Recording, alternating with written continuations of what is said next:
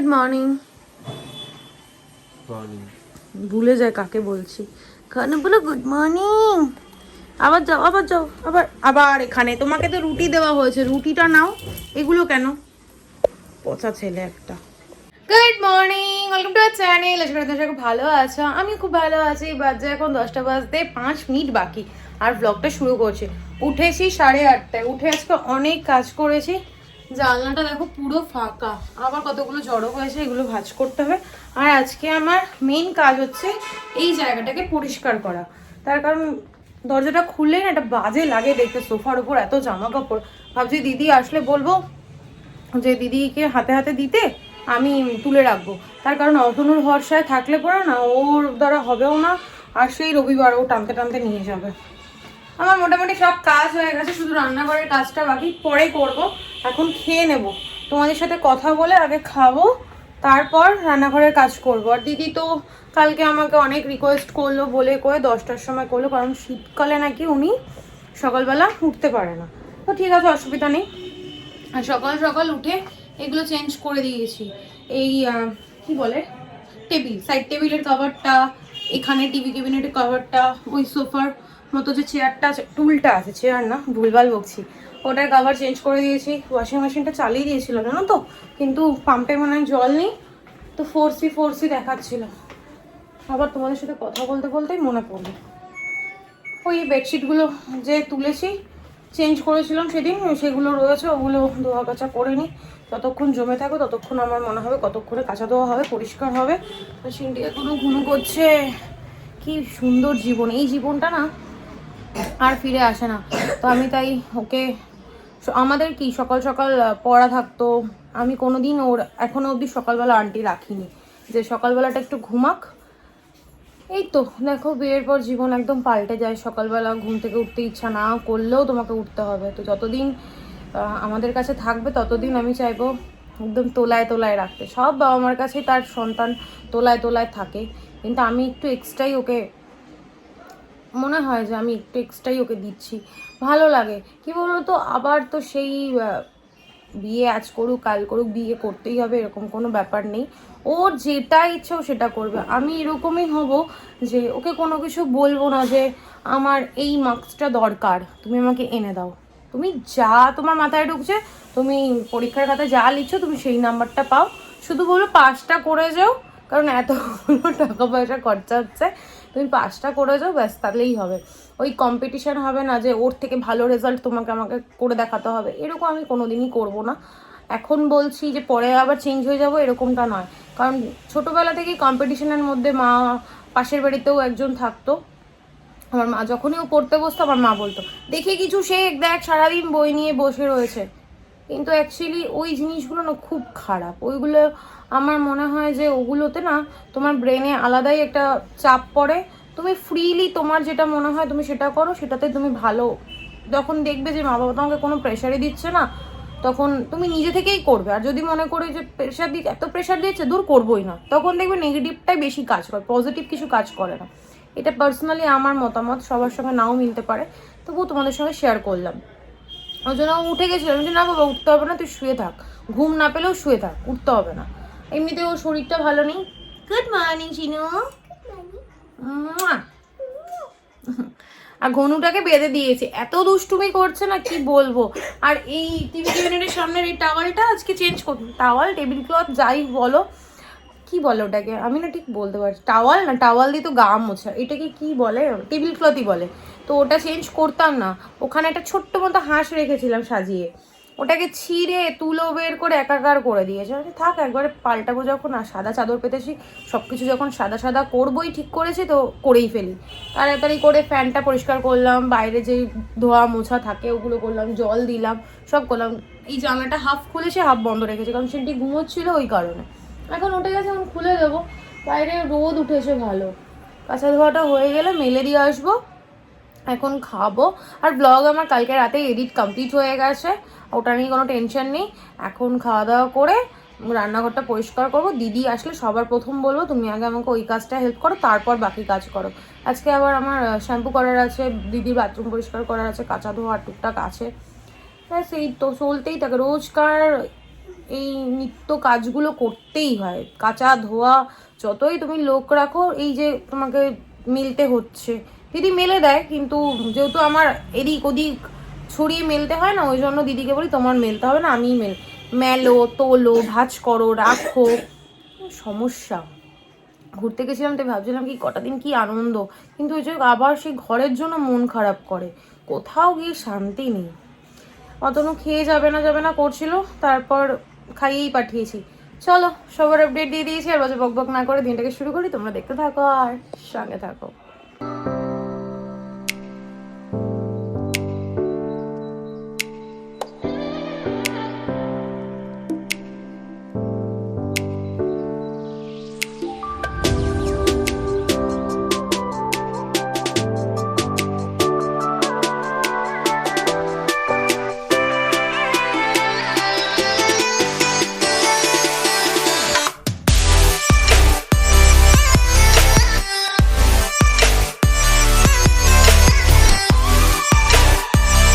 আজকে ব্রেকফাস্ট ভালো না? ভালো না কেন? রোজ রোজ কি লুচি পরোটা কচুরি এইসব? কোনো কোনো দিন তো রুটিও খেতে হবে, তাই না? আচ্ছা খেয়ে নাও। শরীর কেমন আছে এখন? হালকা ভালো। আচ্ছা খেয়ে নাও। বাজে এখন 11টা বাজতে 5 মিনিট বাকি। সিন্ডিকে ব্রেকফাস্ট দিয়ে দিয়েছে, ওর স্নান টান কমপ্লিট, দিদিরও হয়ে গেছে। দিদির হেল্প নিয়ে সমস্ত জামা কাপড়গুলো জায়গায় রাখলাম। এখন রান্নাঘরটা পরিষ্কার করবো।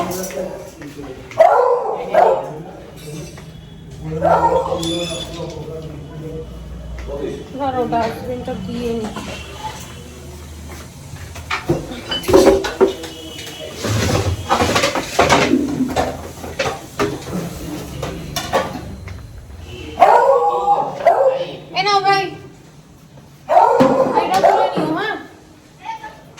তুলে নিও এই দেখো, দেখানোর জন্য সোফাটা পুরো ক্লিন হয়ে গেল। আর ওয়াশিং মেশিন একবার চালিয়ে দিলাম, ভুলে গেছিলাম। তো কি হলো কি, ডাস্টবিনই তো নিতে এসছে, ডাকাত পড়েনি। কেউ আসলে দেখো কেমন চিৎকার করে।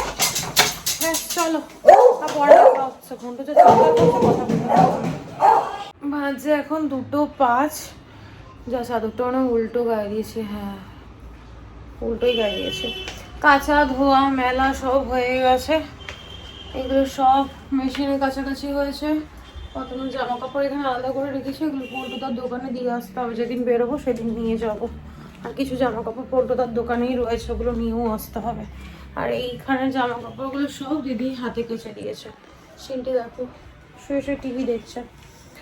কোমরটা না এত ব্যথা করছে, কিচ্ছু ভালো লাগছে না, কাজ করতে ইচ্ছা করছে না। বেলা করবো না, মানে বেলা তো অলরেডি হয়ে গেছে, রাত করবো না।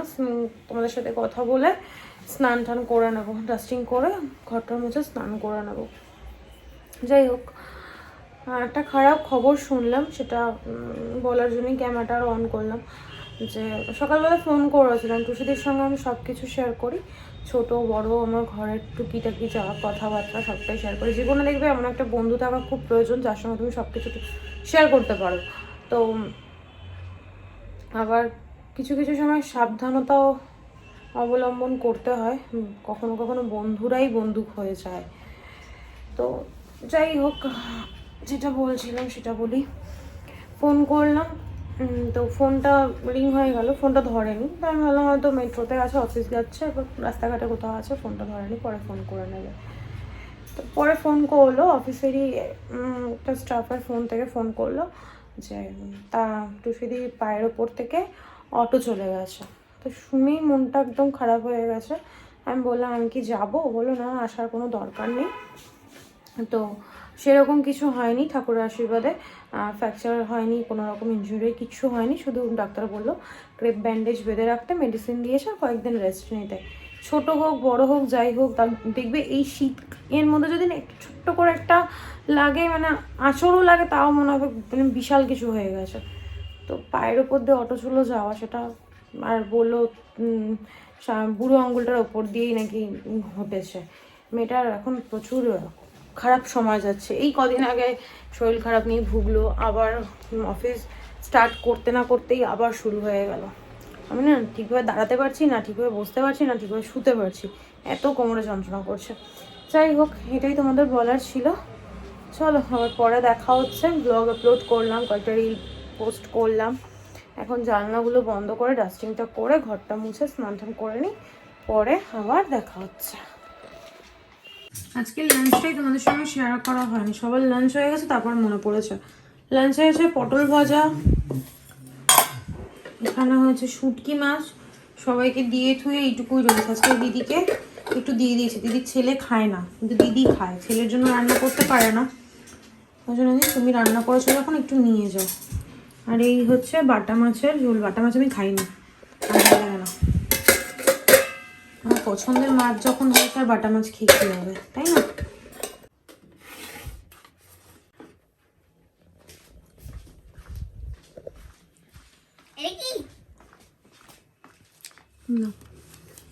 গুড ইভিনিং, বাজে এখন 8:40 আর আমি রেডি হয়ে ক্যামেরা অন করলাম, ক্যামেরার সামনে আসলাম। ক্যামেরার আগে অন করেছি, সিন্ডির আন্টি এসেছিল। তারপর আমি রেডি হলাম, ঘরটাকে সুন্দরভাবে মেসি করলাম। এখানে সব জামা কাপড় একটার পর একটা পরলাম, পরে দেখলাম যে কোনটা পরে যাওয়া যায়। এই করি কোথাও যাওয়ার হলে পরে আমার এইটা একটা রোজকার ডিউটি। আমার মতো কার কার এরকম হয় আমাকে কমেন্টে জানিও। এখন বেরোবো, যাচ্ছি হচ্ছে মেলায়। শাশুড়িমাকে ফোন করলাম, যাওয়ার কথা ছিল কালকে, সরি কালকে বেরোনোর কথা ছিল।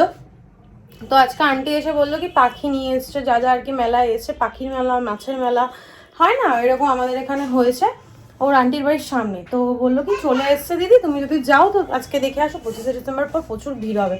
তা আমি আর ওয়েট করলাম না, আমি দেখো শিনু আর আমি রেডি। চলো এখন বেরোই, একটু পরে বউ চিৎকার করতে শুরু করবে, তার আগে বেরিয়ে পড়ি। চলো বেরোনো যাক, গিয়ে দেখা হচ্ছে। বেরোতে টোটো পেয়ে গেছি বল।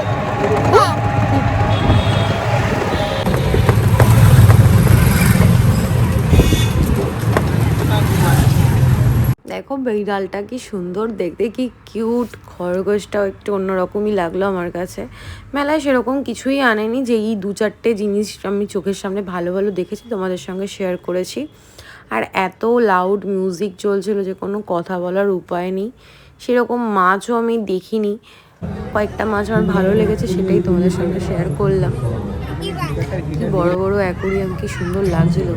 অন্তনুকে আমি অনেকবার বললাম যে আমাদেরও যদি নিয়ে এসে, দেখো জ্যান্ত চিংড়ি, আমি এই ফার্স্ট টাইম দেখলাম, এর আগে কখনো দেখিনি জ্যান্ত চিংড়ি। আর আমার শাশুড়ির সাথে এখন মন দিয়ে মাছ দেখছে। এখানে বললো একটা খাওয়ার মাছও আছে, নামটা আমি যদিও ভুলে গেছি। হাকিমাই বললো যে এখানে একটা খাবার মাছ, নামটা কি বললো আমি ভুলে গেছি, খাবার মাছও রেখেছে অ্যাকুরিয়ামে। কি ছোটো ছোটো ছোট্ট ছোট্ট গুঁড়ো গুঁড়ো মাছ ভর্তি। আর এই মাছটা এক জায়গায় এক কর্নারে চুপ করে বসে আছে, কি সুন্দর লাগছে দেখতে সব। এই মাছটা কি সুন্দর, এইগুলো আমি কোনোদিন এর আগে দেখিনি, তাই তোমাদের সঙ্গে একটু শেয়ার করলাম, ভালোই লাগলো। তার মাঝখানে আচ্ছা ওরা সবাই চলে এসছে। আমি থেকে পাঁচলার পঞ্চায়েত প্রধান উনি এসেছিলেন আজকে। একটা মহিলা প্রথমে চিনতে পারিনি, তারপর চিনতে পেরেছি, রাজনৈতিকভাবে চিনতে পেরেছি। সময় নষ্ট করবো না, সরাসরি খোলা তার মাইক্রোফোন বোধহয় আছে নাকি আপনার কাছে? দাদা আবার স্টেজে, হ্যাঁ তুলে না সেলফি তুলে না, এই সুযোগ কেউ ছাড়ে নাকি? হ্যাঁ সবাই তুলে, আমি দাঁড়াচ্ছি। আর আমি সোমদাকে ধন্যবাদ জানাবো। সোমদা হ্যাঁ, ও মটরশুঁটি ছুলতে খুব ভালোবাসে। আমাদের বাড়িতে আনলে পরে ও বারবার করে বলে আমি ছাড়াবো। বাজে এখন কটা বাজে একটু ঘড়িতে দেখো না, আমার মায়ের ঘড়িটা না ঠিক না। আরে বাজে কটা? 10:10 ঠিক টাইম? হ্যাঁ। বাবা, মামি বাড়িতে দেখলাম 10:10, এখনো 10:10। তাহলে মামি বাড়ির ঘড়ি ফার্স্ট। মামি বাড়ি না, পুরনাসির ঘড়ি দেখছো? ও ওই হইলো একই তো। ফার্স্ট হ্যাঁ। বাজে এখন 10:10, আমি এখন আসলাম বাড়িতে। ওরা বড্ড বেশি কথা বলছে। মেলায় গেছিলাম, যেটুকু দেখেছি তোমাদের সঙ্গে শেয়ার করেছি। খরাজ এসেছিল, খরাজ মুখোপাধ্যায় না বন্দ্যোপাধ্যায়, সরি খরাজ বন্দ্যোপাধ্যায় এসেছিল, তোমাদের সঙ্গে শেয়ার করেছি। হ্যাঁ, আরে কমেডি করেছে দেখলাম। তোমার একটা ওই কি বলে, আরো ইউটিউবাররা এসেছিল, তোমাদের সঙ্গে তো শেয়ার করেছি যেটুকু দেখেছি আমি। সেরকম মেলার কিছুই ছিল না, ছোট্ট এরিয়ার মধ্যে মেলা। সিন্ডি অনেক আশা নিয়ে গেছিল হাতের মধ্যে এরকম ভাবে পাখি রেখে ছবি তুলবে, সেটা হয়নি, মন খারাপ। এরপরে আরো একদিন যাব। আর আমি কি কিনেছি মেলা থেকে সেটা তোমাদেরকে বাড়িতে গিয়ে দেখাবো। আর মাদের জন্য এনেছি এরকম দুখানা করে দুজনের জন্য 4টে কাপ। সুন্দর হয়েছে, এটাই এখানে দেখিয়ে দিলাম তার কারণ এটা রেখে যাব। আর আমার শাশুড়ি মা আজকে আমাকে দিয়েছে জন্মদিনের গিফট। কবে গেল জন্মদিন? অক্টোবরে জন্মদিন গেছে, আমি গিফট পেয়েছি ডিসেম্বরে। কি কত ফাস্ট গিফট দেয় দেখেছো? এই মেয়ের ওগুলি দিছি। হ্যাঁ হ্যাঁ হ্যাঁ, এই ব্যাগটাই আছে। মাকে বললাম এখন একটু কফি করতে, মা কালকের জন্য আজকের কাজ এগিয়ে রাখছে। না আমি বাজার আনলে আমি গুছিয়েই রাখি। চলো আবার পরে দেখা হচ্ছে, মা কফি করে নিক তারপর দেখা হচ্ছে। মা তুমি এত বড় হাঁড়ির ভাতটা খেয়ে কমপ্লিট করতে পারো? হ্যাঁ দেখো কত বড় একটা হাঁড়ির ভাত। ওই হাঁড়িটা উল্টা দেখ, আমি রাতে কয়টুকুনি ভাত খাই কোথাও গেলে পরে। এটা কাট কফি, দেখো কয়টুকুনি ভাত, দেখো কত ভাত, এত খায় এত খায়। এটুকুনি আমি রাতে খাই। আর আমার শাশুড়ি মা আবার উকি মেরে দেখতে যাচ্ছে। আমি কোথাও গেলে মা আমি কিন্তু এই নতুন কাপটাতেই খাবো। সবার মাঝখানে থাকলে তখন আমি খাই। আমি এলাম বলে তো কফিটা খেতে পারলে। দেখলে আমি আসলে তোমার লাভই হবে, বুঝলে? কোথায় বাড়ি যাবে না? বাবা বাচ্চা গেছে, পরিষ্কার করে দিয়েছে। চলো এই বাড়ি থেকে সব বাড়ি গিয়েই তো বকতে পারতো। হয়ে গেছে, এই বাড়িতে সব আড্ডা দেবো। এই যে ক্রিসমাস ট্রি নিয়ে নিয়েছি, সবকে কালো ভূত লাগছে। চলো এখন বাড়ি। দেখেছো দেখো কিভাবে বসেছে, দেখো কিভাবে বাড়িতে বসেছে। আমার টাটা বললাম, ওই দি আসি বললাম, নামতে হবে না। চলো ওকে ঘোরাও। হ্যাঁ হ্যাঁ এসো। আজ যে এখন 11টা 10, চলে এসেছি বাড়িতে। বাড়িতে গেলাম, একটু মাদের সঙ্গে গল্প করলাম। কি ভালো লাগে গল্প করতে। তারপর মামি বাড়ি গেলাম। মামি বাড়িতে গিয়ে না ক্যামেরা অন করা হয়নি, কারণ মামি বাড়িতে গেলে না একটা অন্যরকম মুডেই আমি থাকি। গল্প করি, মামির সঙ্গে ইয়ার্কি করি, তো ওই জন্য আর ক্যামেরা অন করা হয়নি। মায়ের বাড়ি থেকে কিছুক্ষণ বসলাম। আর জন্মদিনে কি গিফট পেয়েছি সেটা তোমাদেরকে দেখাবো। এদিকে ও কাটছে, এদিকে বউ চিৎকার করছে। আর দেখো কত জামা কাপড় আমি ছড়িয়েছি। এখন এগুলো ভাঁজ করবো, নিজে ফ্রেশ হবো। চলো পরে দেখা হচ্ছে। পরে দরজাটা বন্ধ করে দাও। বাজে এখন 12টা 35। আর আজকেও ইচ্ছা করছে না। এইগুলো কালকে তোমাদের সঙ্গে শেয়ার করবো। আর এটাতে আছে গিফট সোনার, দেখো বক্সটা দেখা যাচ্ছে ব্যাগের মধ্যে। যাই হোক এগুলো মেলা থেকে কেনাকাটা করেছি, সেই জিনিসগুলো আছে। আর টুকটাক কয়েকটা জিনিস কিনেছি। তারপরে এই যে ক্রিসমাস ট্রি, এটাও নিয়ে এসেছি। ঘন্টু শুয়ে পড়েছে, মানে ঘুমিয়ে পড়েছে। অতক্ষণ কাজ করছিল আর আমি বসে বসে আমি ছবি আপলোড করছিলাম ফেসবুকে, ওই জন্য একটু লেট হয়ে গেল। সেন্টি ঘুমিয়ে পড়েছে, এবার আমিও ঘুমিয়ে পড়বো। আমার আর ভালো লাগছে না, বিশেষ করে কোমরটা না খুব ব্যথা করছে। ওই জন্য আর দাঁড়িয়ে বা বসে বসেও আমি পারবো না। এখন কতক্ষণে শুয়ে পড়বো, মানে প্রচণ্ড ব্যথা করছে। যাই হোক আজকে মেলায় গিয়ে সেরকম কিছুই হলো না, কাজের কাজ মানে দেখা তো কিছুই হলো না। মাছও আসেনি সেরকম, পাখিও আসেনি, শুধু 10 টাকা করে আমার টিকিটটা বেকার হলো। যাই হোক যেটুকু দেখেছি সেটুকুই অনেক, ওইটাই মনকে সান্ত্বনা দিই আর কি। এখন ভেবেছিলাম যে তোমাদের সঙ্গে শেয়ার করে তারপর শোবো। আর মাদের জন্য যে কাপটা কিনেছিলাম, মেলায় গেলে পরে আমি কাপই বিশেষ করে ওদেরকে দিই, কারণ ওরা ভীষণ চা খায় আর কাপ লাগে ওদের। আমার যেমন লাগে না, আমি সাজিয়ে রাখার জন্য আমার ভালো লাগে। আমি যখনই মেলায় যাব বা কোথাও ভালো কাপ দেখবো আমি কিনবো। এর আগেও কোথাও একবার ঘুরতে গেছিলাম, কোথায় যেন ঘুরতে গেছিলাম, মেলা বসেছিল, ওখান থেকে কাপ নিয়ে এসেছি। আমার কাপ কিনতে ভীষণ ভালো লাগে। দেখি চা কফি কিন্তু আমি সেরকম একটা বাড়িতে খাই না বলবো না, এমন বাড়িতে গেলে মা করলে খাই, শ্বশুর বাড়িতে গেলে শাশুড়ি মা যখন করে তখন খাই, তারপর রাস্তাঘাটে খাওয়া দাওয়া করি। তুমি চলে আসো, হ্যাঁ হ্যাঁ নিয়ে আসো, তখন খাওয়া দাওয়া করি। কিন্তু বাড়িতে নিজে একা একা খেতে ইচ্ছা করে না। আর অত সানডে বাড়ি থাকে, ও বাড়ি থাকা না থাকা দুটোই সমান, বাইরেই ওর কাজ থাকে। যাই হোক চলো, অনেক বকবক করলাম, বাজে বকবক না করে আজকে ব্লগটা আমি এখানেই এন্ড করছি। আজকে ব্লগে দেখানোর মতো কিছু নেই, বলার মতো কিছু নেই। ততক্ষণ তোমরা সুস্থ থেকো, ভালো থেকো, কালকে দেখা হচ্ছে নতুন একটা ব্লগের সঙ্গে। আর আজকের ব্লগে কিছু ভালো থেকো প্লিজ লাইক করে দিও, কমেন্ট করে দিও, শেয়ার করে দিও অ্যান্ড সাবস্ক্রাইব করে দিও। তুতলে গেলাম কি মাঝখানে? যদি তুতলে যেয়ে থাকে ও একটু ম্যানেজ করে নিও। আর এর বিছানাটা একদম বরবাদ করে দিয়েছে, এখন এই পাপোশগুলো দিয়ে কাজ চালাতে হচ্ছে। অর্ডার দিয়েছি, কবে আসবে কে জানে। যাই হোক, গুড নাইট, টাটা।